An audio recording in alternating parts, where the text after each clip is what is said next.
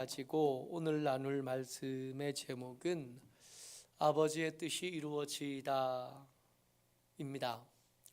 예수께서 잡히셨고 안나스의 집 안에서 꽤 긴 시간 동안 신문을 받으셨습니다. 그 사이에 베드로 이야기를 요한이 아주 자세하게 기록했고, 우리의 진심, 우리의 결심이 얼마나 무력할 수 있는지를 우리에게 말해 주었습니다.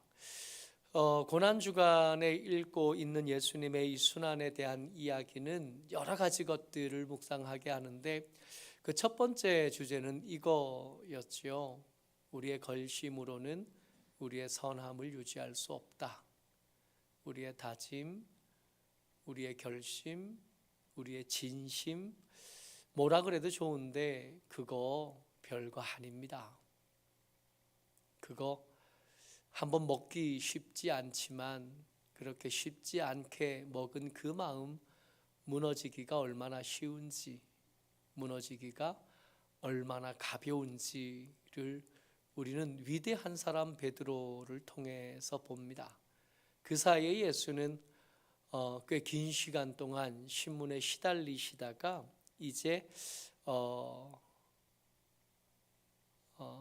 빌라도에게로 넘겨집니다.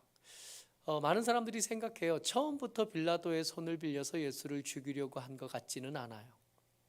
근데 신문하는 과정 중에 누군가가 더 좋은 아이디어를 낸 거고, 그래서 더 효과적으로 예수를 죽이기 위한 방법으로 빌라도를 택한 것 같습니다.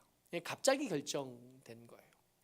갑자기 결정된 것처럼 보입니다. 그렇게 관정으로 끌고 갑니다. 근데 관정으로 끌고 가는 이 제사장들, 대제사장들, 이 종교 권력자들이 모습이 참 우습기도 하고 좀 한심하기도 한데, 그 모습 가운데 우리 모습도 있어서 마음이 그렇게 편치는 않습니다. 18장 28절이요. 같이 읽어보죠. 시작. 그들이 예수를 가야바에게서 관정으로 끌고 가니 새벽이라. 그들은 더럽힘을 받지 아니하고 유월절 잔치를 먹고자 하여 관정에 들어가지 아니하더라. 새벽인 거예요. 빌라도가 더 높은 권력을 가진 사람인 것은 틀림없잖아요. 근데 그럼에도 불구하고 새벽에 갑자기 들이닥친 종교 권력자들이 빌라도를 밖으로 불러낸 겁니다. 빌라도 입장에서는 기가 막힌 거죠. 저 겉다르고 속다른 것들이 아침 이 새벽, 이른 새벽부터 나를 불러대니, 이제 막 닭 울었으니까 정말로 새벽인 겁니다. 찾아봤더니 닭은 새벽 3시부터 5시 사이에 운대요. 새벽 예배 갈 시간쯤 불러낸 겁니다.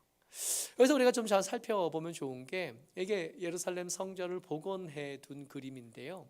그래서 관정이라고 된 안토니아 호세 요새거든요. 저기 빨간 표시로 사각형으로 그려져 있는 게 안토니아 요새입니다. 그리고 안토니아 요새가 성전을 두르고 있는 벽에 붙어서 이렇게 세워져 있잖아요. 그야말로 요새입니다. 예루살렘의 치안을 확보하기 위해 최소한의 군대를 주둔한 거예요. 최소한의 군대입니다. 본대는 어디 있어요? 가이사라에 있습니다. 본대는 거기 있고 여기는 최소한의 군대만 있습니다. 6월절쯤 되어야 천부장이 오고 그 휘하 군대를 데리고 오지, 평소에는 천부장 없고요, 백부장 정도만 주둔합니다. 유대인들이 워낙 드세서 천부장쯤 오게 되면, 군단이 오게 되면 군단의 상징인 금독수리가 같이 와야 되는데, 금독수리 우상이 오는 걸 유대인들이 죽기 살기로 막으니까 그게 못 와요. 그래서 봐준 거지. 그리고 대신에 성전의 거룩한 성전의 벽에 붙여서 요새 하나를 지어놓고 거기에 최소한의 치안을 확보할 수 있는 군대를 주둔시켜 놓은 겁니다. 빌라도가 저기 있어요. 그러니까 이 제사장들이 예수를 붙잡고 있다가 이 새벽에 우리가 직접 손에 피 묻힐 것 아니라 빌라도의 손을 빌려서 예수를 죽이면 좋겠다. 새로운 아이디어에 동의해서 예수를 끌고 간 겁니다. 그러니까 그렇게 멀리 간 건 아니에요. 멀리 간 건 아닌데 마음속의 거리는 엄청 먼 거죠.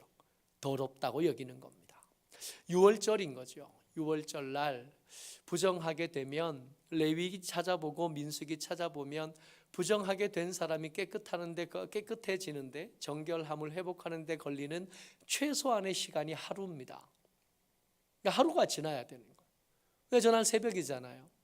아침 5시나 6시나 됐다고 생각한다면 이때부터 12시간 뒤부터는 유월절이 시작되는 거예요. 저녁부터 하루가 시작돼서 다음 날 저녁까지가 하루니까. 그러니까 12시간 안에 이 사람들이 정결례를 다 치르지 못하는 거죠. 그러니까 좀 무례하기도 하고 좀 무리함이 있기는 하지만 관장 안에 들어갈 수는 없어요. 이방인의 누룩이 몸에 묻을 거 아니에요.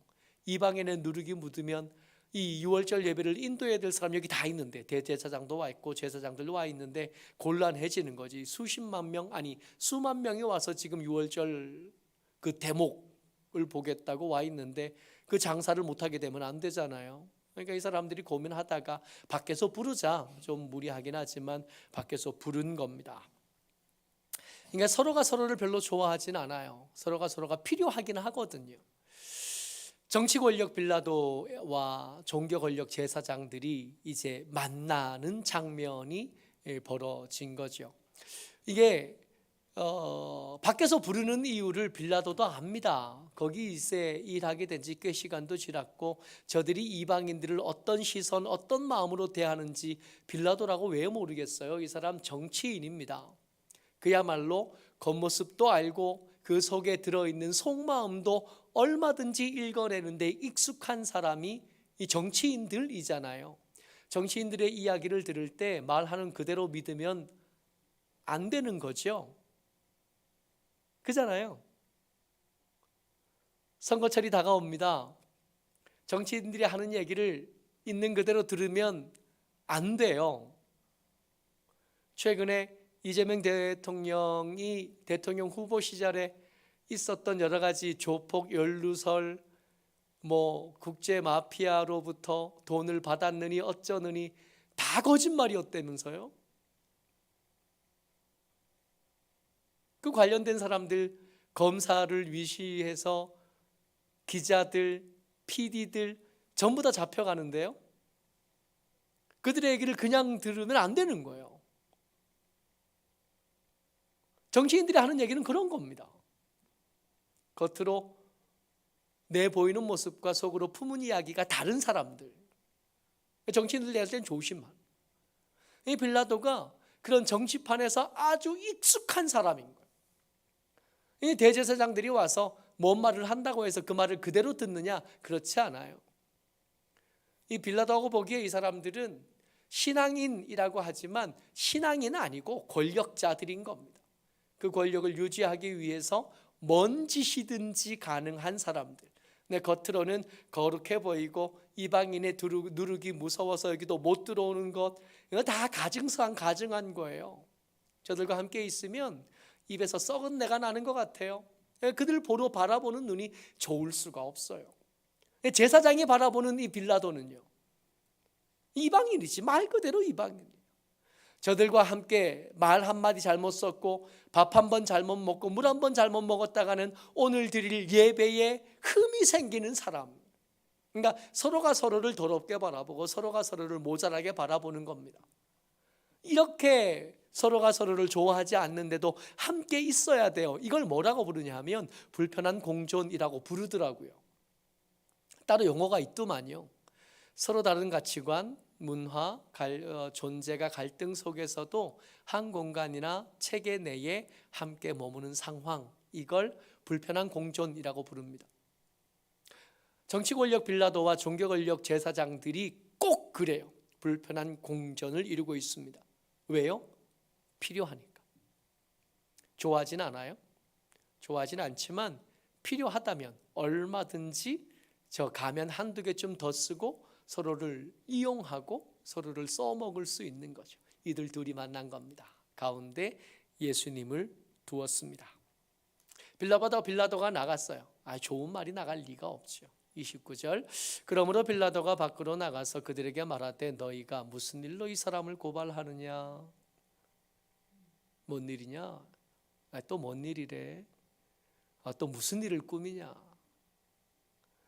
그리고 나를 바라보는 그 불편한 시선을 귀신같이 알아채는 빌라도가 서로가 서로를 비아냥거리기 시작합니다. 30절 같이 읽어볼까요? 제사장들이 하는 말입니다. 시작. 대답하여 이르되 이 사람이 행악자가 아니었더라면 우리가 당신에게 넘기지 아니하였겠나이다. 이 사람이 행악자라는 겁니다. 이 사람이 행악자니까 범죄가 있으니까 넘겼지 우리가 그냥 이 새벽에 널 괜히 찾아왔겠냐. 그랬더니 빌라도가 대답해요. 니들이 알아서 하면 될 것 아니냐. 빌라도 입장에서는 이 유월절 이 기간에는 소요 사태가 일어날 수 있는 가장 민감하고 위험한 때입니다. 이때를 잘 넘어가야 1년을 넘어갈 수 있거든요. 이런 복잡하고 예민한 일에 얽히기 싫은 거예요.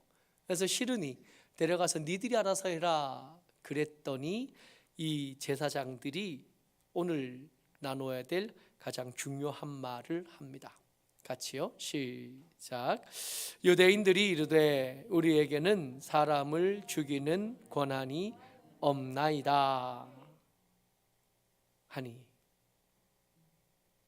여러분, 저 말이 반은 맞고 반은 틀려요. 잘 생각해 보십시오. 간음하다가 잡혀온 여자를 죽이겠다고 돌을 들었던 거 기억하시죠? 그때 예수가 어떻게든 대답하셨을 때 그 대답이 그들 가운데 영향을 끼치지 못했다면 그들은 머뭇거리지 않고 돌을 던졌을 겁니다. 여자는 죽었겠죠. 근데 여자를 죽이는 그 일에 이 제사장들이 혹 법적인 책임을 질까 두려워하는 모습이 없습니다. 스데반 집사가 순교하실 때 그때 유대인들이 돌을 던져서 스데반 집사님을 죽이잖아요. 그때 빌라도로부터 혹은 정치 권력으로부터 뭔가 문제가 있었다는 얘기를 성경이 보고해 주지 않습니다. 그러니까 죽일 수 있어요.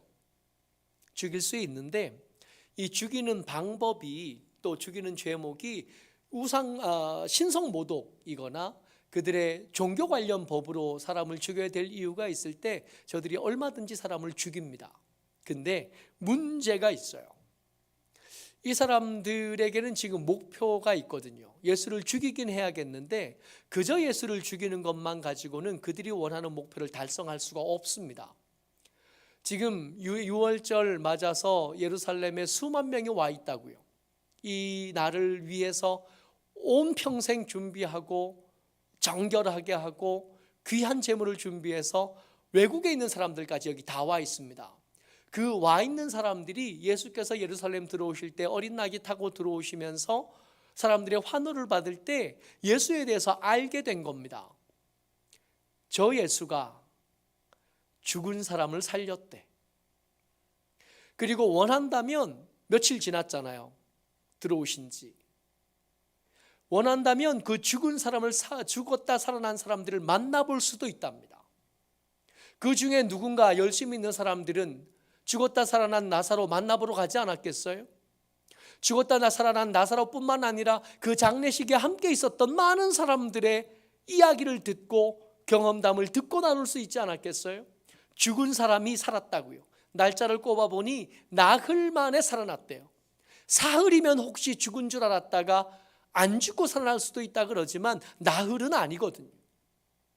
그러면 그 사람 만나보고 죽었다 살아난 사람들의 이야기를 들어보면 예수는 우리가 그렇게 고대하고 기다리던 메시아일 가능성이 굉장히 높아지는 겁니다. 그리고 조금씩 더 탐문해 갑니다. 날 때부터 맹인이었던 자가 눈 떴는데 그 사람이 예수님 쫓아다니고 있는 걸 알게 됩니다. 중풍병자였다가 걸어다니는 사람을 알게 되고요. 안진뱅이였다가 뛰어다니는 사람을 만날 수 있습니다. 원하기만 한다면 그 주변에 예수가 그리스도라고 증언해 줄 만한 사람들을 얼마든지 만날 수 있어요. 그러니까 그런 중에 사람들의 모든 시선과 관심이 예수께로 이렇게 모여진 시점에 이 제사장들이 그저 예수를 죽여버리면, 이 제사장들은 어떤 사람들이 되냐 하면 메시아일지도 모르는, 그리스도일지도 모르는 사람을 함부로 죽인 사람들이 되는 겁니다. 위태로워지는. 예루살렘에 모여든 수많은 순례객들이 제사장들을 향하여 돌 던질 수 있는 이 일이 벌어지는, 그러니까 그냥 죽이면 안 되는, 이걸 제사장들이 압니다. 그래서 어떻게, 애초의 계획은 뭐냐면 죽이긴 해야겠는데 이 명절에는 하지 말자. 명절이 지나고 순례객들이 많이 떠나가고 나면 우리가 충분히 이 군중들을 통제할 수 있을 때쯤, 그때쯤 좀 미뤘다가 며칠만 미루면 되니까 그때쯤 죽이면 좋겠다. 애초의 계획은 그랬다고요. 근데 그러다가 몇몇 사람들이 아이디어를 낸 겁니다. 빌라도에게 죽여달라고 하자. 여러분, 십자가는 아무나 십자가에 매달리는 게 아니에요. 그냥 잡범들, 훔치고 때리고 죽였던 사람들은 십자가에 매달지 않습니다. 때려 죽일 수 있거든요. 채찍으로 때려 죽일 수 있고, 감옥에 가둬둘 수 있고, 죽일 수 있는 방법은 천차만별 많습니다. 근데 십자가는 좀 달라요. 정치범일 때만 십자가에 답니다. 여러분, 걸어서 세계 속으로 뭐 이런 거 보면 가장 완벽한 감옥에는 살인범이 갇히지 않아요. 누가 갇혀요? 정치범들이 갇힙니다. 그러니까 탈옥하기 제일 힘든 감옥, 그 감옥들은 다 똑같아요. 정치범들이 갇히는 감옥입니다. 정치범들은 밖에서 도와줄 수 있는 세력이 있거든요. 그러니까 더 엄중하게 지켜야 돼요. 그냥 잡범들, 그냥 살인자들은 대충 가둬놔도 밖에서 원한 살 일은 많았고 꺼내줄 사람은 별로 없거든요. 근데 정치범들은 달라요. 이 사람들의 죽음을 통해서 정부는 많은 것들을 세상에 말해줘야 됩니다. 국가에 반역하면 이 정도의 벌을 받아야 되고, 국가에 반역하게 되면 이 정도 심각해지는 거예요. 그러니까 다 해도 괜찮은데 반역은 꿈꾸면 안 돼. 이거 보여줘야 되거든. 그래서 반역은 삼족을 멸하는 거잖아요. 그래서 그런 겁니다. 예수를 죽이긴 해야 되는데 그냥 죽여서는 그 뒷일이 책임이 안 되겠는 거예요. 근데 빌라도를 통해서 십자가에, 나무에 매달아 죽이면 여러 가지 의미를 사람들에게 보여줄 수 있습니다. 이거는 종교 권력이 한 일이 아니라 뭐가 한 일이에요? 정치 권력이 한 일이다. 로마가 한 일이다. 예수의 죽음이 아까울 수 있고 너희들이 예수의 죽음을 슬퍼할 수 있지만 그 슬픔을 밖으로 표현하면 안 돼. 왜냐하면 로마의 심기를 거스를 수 있어. 게다가 너희들이 성경을 잘 아는 것처럼 나무에 매달려 죽은 사람들은 하나님의 저주를 받은 것 아니냐. 그리스도가 나무에 매달려 죽을 수는 없다. 이런 이미지를 보여줘야 되는 거예요. 그러니까 죽일 수 있어요. 예수를 그냥 죽일 수 있지만 그냥 죽여서는 그들의 목적한 바, 사람들의 시선을, 사람들의 관심을 다시 유월절 제사의 주인공이 돼야 될 대제사장에게로 끌어오는 걸로 안 되는 겁니다. 그래서 반드시 십자가에 죽여야 돼요. 나무에 매달아 죽여야 돼요. 이러려면 누가 필요해요? 빌라도가 필요한 겁니다. 빌라도가 아니면 대제사장들, 이 제사장들은 사람을 십자가에 매달 권력이 없어요. 그런 권한이 없습니다. 그러니까 빌라도가 도와야 돼. 근데 빌라도가 말을 잘 안 듣니 이 뒷얘기로 계속 이야기가 확장되어 가는 겁니다. 그런 중에 요한이 이 말씀을 기록하면서 마지막에 이렇게 한 절을 더 해놔요. 18장 32절입니다. 같이요, 시작. 이는 예수께서 자기가 어떠한 죽음으로 죽을 것을 가리켜 하신 말씀을 응하게 하려 함이로라. 빌라도는 끝내 제 뜻을 이루지 못합니다. 빌라도는 예수께 반란의 의도가 없다는 걸 알잖아요. 이런 부담을 지고 예수를 죽여주는 일에 쓰임받고 싶지 않은 거예요. 자꾸 놓아주려고 애를 써요.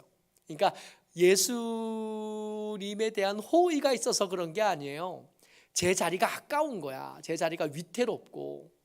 그래서 이 예수를 다시 제사장에게 떠넘기고 싶은데 끝끝내 자기 뜻을 이루지 못합니다. 끝끝내 자기 뜻을 이루려고 하는 빌라도와 제사장은 계속해서 갈등하고 계속 갈등해요. 이런 중에 이 요한복음을 기록한 요한은 이 모든 과정들은 사실은 아버지의 뜻이 이루어져 가고 있는 과정이다 설명하고 있는 겁니다. 여러분, 예수의 십자가는 정치 권력의 무책임한 일 때문에 생긴 거 아니고 종교 권력자들의 간교함 때문에 일어난 일이 아닙니다. 아버지께서 아들을 십자가에 내주시면서 일어난 사건, 그 모든 상황 중에 뜻을 이루신 분은 아버지밖에 안 계십니다. 아버지가 뜻을 이루셨고 그 뜻을 따라 우리는 찬양했던 것처럼 우리의 죄를 예수의 피로 씻을 수 있게 되어진 거죠. 그러니 이 고난주간과 이 유월절, 이 부활절은 우리에게 부끄러움입니다. 그리고 우리에게 감사함이고 우리가 마땅히 감격해야 될 날이면서 조심스러워야 할 때이기도 한 거죠. 한 번 생각해 볼 게 있습니다. 이 사람들이 종교 권력자들이 이 관정 앞에 서서 들어가지도 못하고 나가지도 못하고 이렇게 섰잖아요. 왜 그렇게 섰냐면 더럽지 않으려고. 근데 더럽지 않으려고 하는 그 모습이 빌라도의 눈에 어떻게 보였냐면 더없이 더러운 것으로 보였던 겁니다. 여러분, 요즘 같아요. 요즘 최근에 국회에서 교회 해산법이 만들어지고 통과되려고 하고 있습니다. 그랬더니 큰 교회 목사들이 이단 교회 목사들과 함께 협력해서 국회에 가서 오늘 시위를 했대요. 국회 해산법 통과되지 않아야 된다. 만우절이잖아요.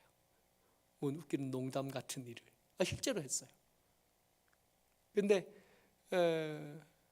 대형교회 목사들과 이단교회 목사들이 함께 모여서 연합해서 어깨동무하고 같은 목소리를 내서 교회를 교회답게 내버려 두십시오. 그래요. 그럼 세상이 다 압니다. 교회가 더럽다는 걸. 세상이 생각한 거예요. 교회가 해악이다. 교회가 있어봐야 세상에 이롭지 않다. 저항하려고 대형교회 목사들이 피켓을 들었는데, 아니 하필이면 이단교회 목사들과 왜 같이 하는 거예요, 그거를? 그러니 더 더럽게 보이잖아요. 교회가 더럽습니다. 안 깨끗해요. 관정에 들어가지도 못하고 거기를 떠나지도 못하고 그 앞에서 빌라도를 부르는 저 대제사장과 그 제사장들과 다를 게 뭐가 있어요? 세상이 보기에 교회는 아득바득 제 이권이나 챙기려는 부동산 업자와 그리 다르지 않습니다. 교회는 더럽습니다. 정말 깨끗해야 될 교회가 하나도 안 깨끗해졌어요. 교회가 세상의 해악이 되어졌습니다.